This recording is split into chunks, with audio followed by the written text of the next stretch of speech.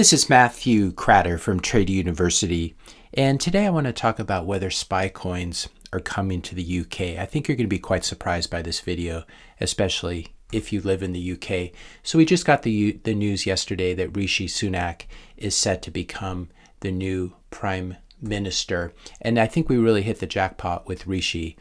You'll see a lot of headlines that say, let's be sure to emphasize that he's the first person of color to become prime minister, the first non-Christian, as well as the youngest in 200 years. And I think that the powers that be want to really emphasize this to distract the public from a few facts, which I'm going to share with you this morning.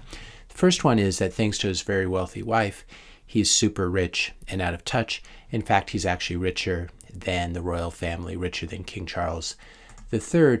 There's a great quote from him a couple years back in 2001, Rishi saying, I have friends who are aristocrats, I have friends who are upper class, I have friends who are working class. Well, not working class. It's a pretty funny video I can link to below if you want to watch it. Rishi is also a Goldman Sachs alum, which is great because we can rest assured that everything he will be doing as prime minister will be God's work, because as Lloyd Blankfein told us a while back, it's the Goldman Sachs bankers that are doing God's work.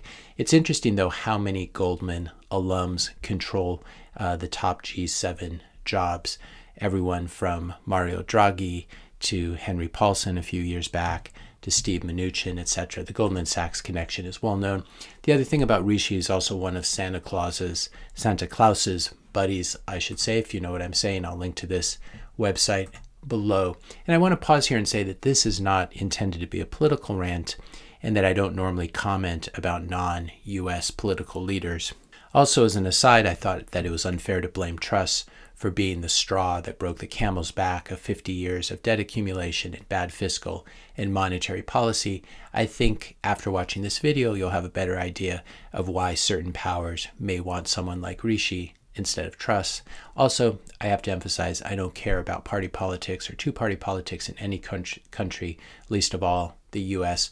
Most politicians are just puppets who work for their more hidden masters, and there are usually larger economic agendas behind what looks like a very simple political squabble. But I have to say that Rishi deserves, in my opinion, special contempt. How did he get to be so rich? Well, there's nothing wrong with being rich, but I'll show you where the wealth comes from. He's married to 𝐓𝐫𝐚𝐼𝐵, who is the daughter of Narayana Murthy, who is the billionaire founder of InfoSys, which is the most well-known software company in India, and it's also obviously known globally. InfoSys, if you take a look at their website, they have a nice section on digital ID as a way of empowering people. So somehow post-pandemic recovery is going to require everyone to get more equal access to the internet, and we want to make sure InfoSys wants to make sure that everyone is tracked and digitally surveilled. They've partnered with the World Economic Forum as part of this, and I'll link to this article as well below. You can't really see it at the top, but it says World Economic Forum. So when I first saw this video I'm about to show you from Rishi, I was convinced that it had to be a deep fake, but it's actually not. I'm not going to play it right here, but I'll stick a link in the description notes below, and you can listen to him talk about why he is in favor of CBDCs for the UK. If you're finding this video helpful so far, I just ask you to hit that subscribe button. So what are CBDCs? CBDC stands for Central Bank Digital Currency. CBDCs need to be distinguished from the current digital money that most G7 countries have. This instead, a CBDC is not going to be just pure digital money. It's also going to be on a centralized blockchain that is controlled by the central bank. So these are issued directly by central banks, and this gives them a lot of power.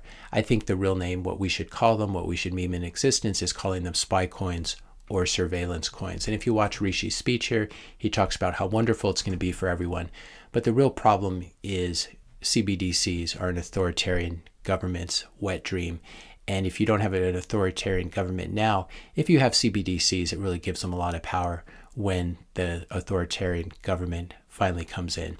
Now, as I said, this is an authoritarian government's wet dream, which is why the global pioneer of CBDCs, of course, has been the Chinese Communist Party. They're the furthest ahead in terms of rolling out their central bank digital currency. Now, the thing about CBDCs, it's very easy for the government or the central bank to turn off your money. It's easy to track your earning and spending from start to finish. It's easy to apply special individualized taxes and penalties. So let's say that a certain month you did not get a certain needle in your arm, so you're going to be unable to buy cigarettes or alcohol or fruit or vegetables or meat that month. Let's say you bought an unauthorized biography of the great leader, and so what happens is the CBDC gives the politicians the ability to apply a special one-time debit of 5% of your savings account, which is denominated in CBDCs. So CBDCs are an essential element of creating a digital prison. And this is what the CCP has tried to do in China, create a physical prison and a digital prison. So you first control the internet, you have the Great Firewall of China, you control the money through CBDCs, and then you start to control physical movement through biometric scanning, and you have these scanners linked to your CBDC account and your social credit score. This is not a dystopian nightmare. Well, it is a dystopian nightmare, but it's also the reality for the people on the ground in China. This has already been rolled out. But it's not just in China. There's also a social credit system that has been rolled out in India over the past decade. It's called Aadhaar, and I'll link to a couple articles about it. Aadhaar has been described by Paul Romer, who's the World Bank chief economist, or was, as the world's largest biometric ID system. So this is a tracking system. This is one way that India tracks its citizens and its residents. It's not quite as bad as China, at least not yet.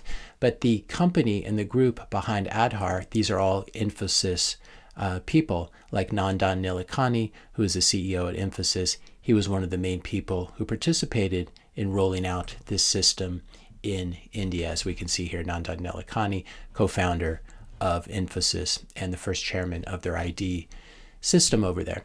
So this is the whole web of software companies, government, and surveillance tech. And you have to remember that Rishi is married to the daughter of Narayana Murthy. So you can see these connections. You can see why the World Economic Forum likes Rishi as much as it does. And so I love this meme. We always get our man in the end. This is obviously a parody account, World Communist Forum, but I think it does say a lot about this character, ex-Goldman Sachs banker, son-in-law of the InfoSys guy, a good buddy of Santa Claus, and someone who is very, very interested and has spoken on the public record, as you can watch this video, about rolling out CBDCs in the UK if he's given the power. If you find this video helpful, be sure to hit that subscribe and like button. Hit the notification bell if you want to be notified when I publish my next video. And let me know your questions and comments in the comment section below. Thanks all for watching, and I'll see you in the next video.